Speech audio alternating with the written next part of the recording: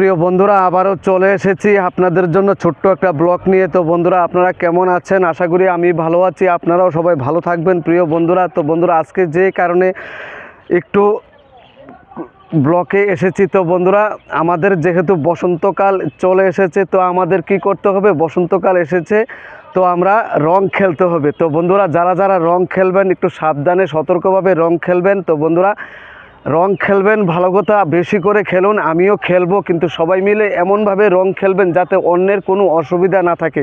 তো প্রিয় বন্ধুরা, আপনারা সবাই ভালো থাকবেন। শুভ দোল পূর্ণিমার শুভেচ্ছা রইল সবাইকে। আশা করি সবাই ভালো থাকবেন প্রিয় বন্ধুরা। আর আমার ভিডিওটা যদি আপনাদের ভালো লাগে একটু কমেন্ট করে জানাবেন প্রিয় বন্ধুরা।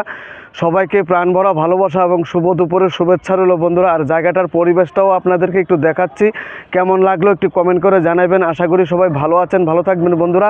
তো বন্ধুরা, আরও বলছি যে যারা ছোট ছোট বাচ্চা আছে তাদেরকে রং দিবেন না, কারণ ছোট বাচ্চাদের চোখে রং পড়লে অনেক ক্ষতি হতে পারে। তো বন্ধুরা, রং খেলুন, কিন্তু যত্ন সহকারে রং খেলুন প্রিয় বন্ধুরা।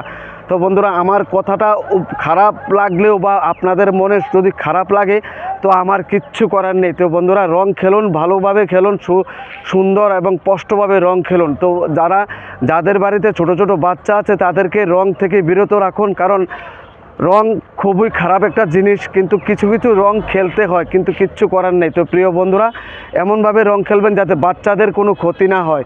সবাই ভালো থাকবেন, ভিডিওটা একটু শেয়ার করে দেবেন সবাই, তার জন্য ভিডিওটা করেছি প্রিয় বন্ধুরা। ভালো লাগলে কমেন্ট করবেন। আশা করি আপনারা সবাই ভালো থাকবেন, সুখে থাকবেন, শান্তি থাকবেন। শুভ দোল পূর্ণিমার শুভেচ্ছা রইল প্রিয় বন্ধুরা সবাইকে।